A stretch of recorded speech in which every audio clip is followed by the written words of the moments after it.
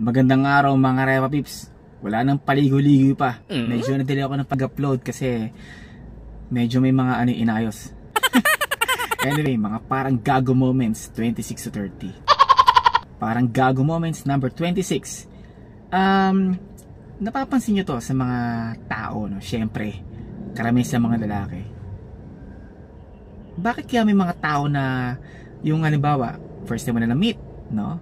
Or tropa na nagkita na lang ulit kayo, o sabihin na natin para maayos yung first time mo na na-meet. Halimbawa, si tropa mo, ang pangalan eh si Rick, no? Tapos papakilala niya si nung ibento na ako ng pangalan, si Pusbro. O halimbawa, sabi ni Rick, oy, paring din, si Pusbro. Yung taong gaganito siya, lalapit ko yung mukha ko para maging clear. Yung gumaganito, yung parang Dance, kumusta? Tapos gaganito. No? Sigurado ako nakikita yun, mga parang gago, no? Ano kayang purpose nung, ba't nila kailangang pag ganun yung parang pinapakita nila rin yung umuumbo pa yung muscle? Ano ba? Nanggigigil ba? Or pinapakita astig siya, matapang siya para wag mo siyang, sabihin natin, bulihin or what? Di ba? Alam mo yun? Tignan mo. Gago. Or pinapakita niya maskulado yung panga niya. Hindi ba dapat mas okay yung, oy, pre, kumusta? Nice to meet you. Tapos ngingiti na lang. Parang gaging iba eh. Gagit, oy bro. Tapos ko,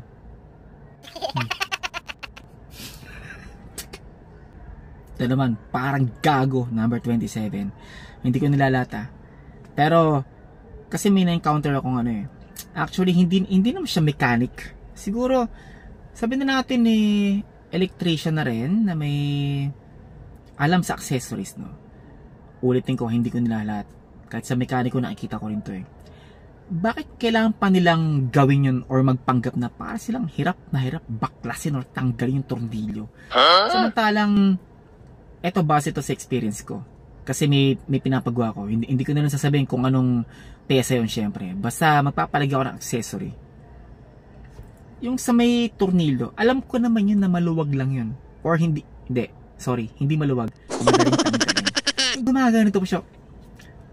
Yung pinapakitang hirap na hirap, parang gago. Ano yun?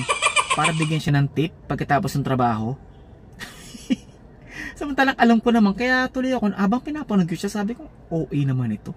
Kasi ko kahit 10 taon na bata, kayang tanggalin. Baka kahit 5 years old lang, kayang tanggalin yun eh. Basta marunong gumamit ng Phillips screw eh.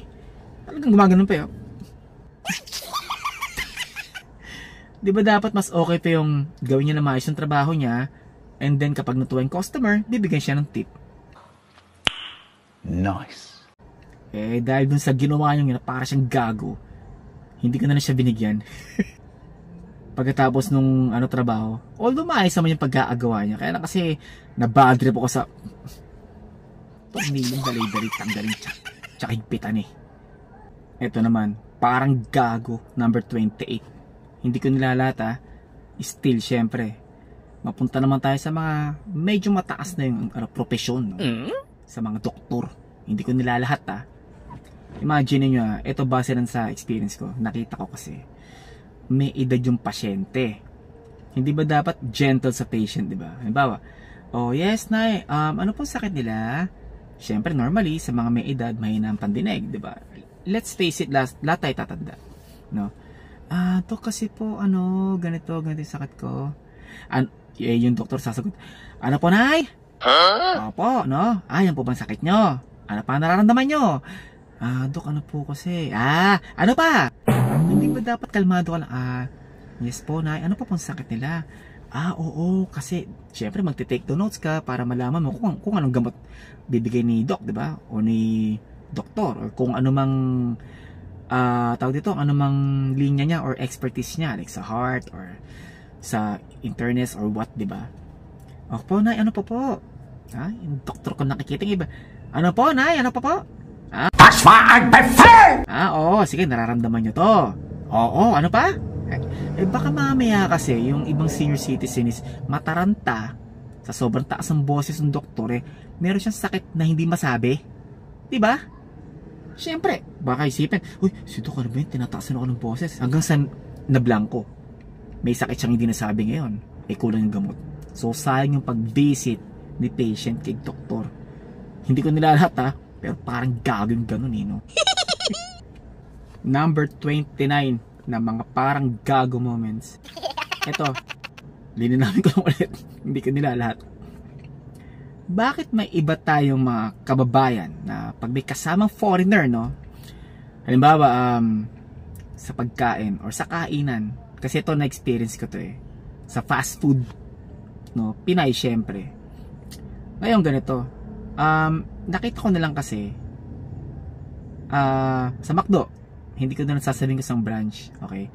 Sobrang dami ng customer talagang pila. Hindi ko lang alam kung Vermont ba yun or what. Basta naalala ko lang. Umorder ako. Hanggang sa may lumapit Pinay. Nagagalit dun sa kahera. Paano yung pagkakasabi? Yung pagkakasabi ganito hindi ko na matandaan yung exact. Sabi niya, ano ba naman miss? Kanina pa yung order namin. May kasama kaming foreigner nakakahiya naman. Ano na lang sasabihin nito? Fast food to. Di ba dapat mabilis ang order nyo? Parang gago, no? Hindi niya iniisip na hindi lang siya ang umu-order. Kahit na sabihin natin fast food, kung nagkataong bulto yung mga bumili, di ba? Tsaka anong pakialam ng foreigner na yun sa service ng McDo? Kung na-tsempo siyang ganun, di mag-intay siya. Wala siya sa bansa nila, nandito siya sa Pilipinas, di ba? Nice. Parang gago. Yung pagkakasabi, ano ba may kasama akong foreigner, nakakahiya naman sa kanya. Yung foreigner nag-iisa lang. Ibig sabihin mas importante pa yung kasama yung foreigner kung sino man yung kung asawa niya or asawa ng relative niya, di ba? Kahit ba 1 milyong foreigner pa nag-aabang hindi katwiran yung para tayain yung kahera. Kung na-tsempo siya sa bulto, di ba? Ano magagawa niya? Di mag-intay siya. Parang gago. Ginagawang big deal yung ganun. Ito pa. Number 30 na parang gago moments. Ako, aminado ko. Minsan nagawa ko to. Huh? Balik tayo sa foreigner.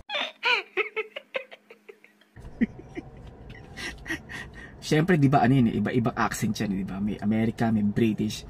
Regardless kung anong accent. Napapansin nyo to. May, halimbawa, grupo, no?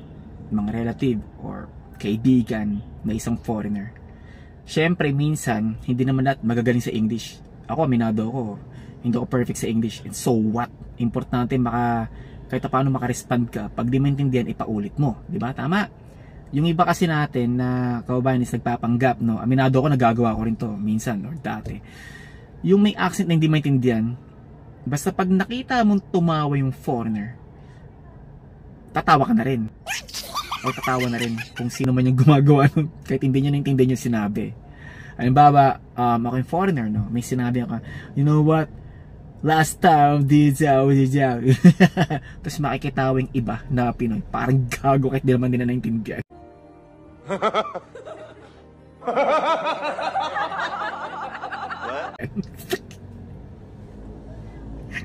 Ako pinapaulit ko talaga ba tumatawa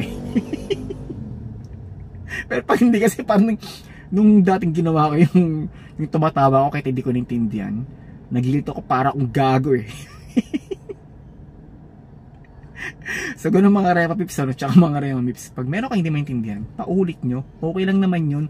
Kaysa imagine mo tatawa ka pero alam mo deep inside sa sarili mo hindi mo naintindihan, para ang gago. So dito na lang muna ulit, marami pa to. Mga parang gago moments. Sa mga mambabas dyan, okay lang, kasi parang ang gago kasi tinamaan ka.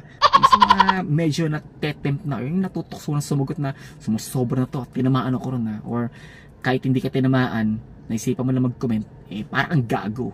Hindi naman ikaw tinamaan ka. Jordan, Colts collection plate is never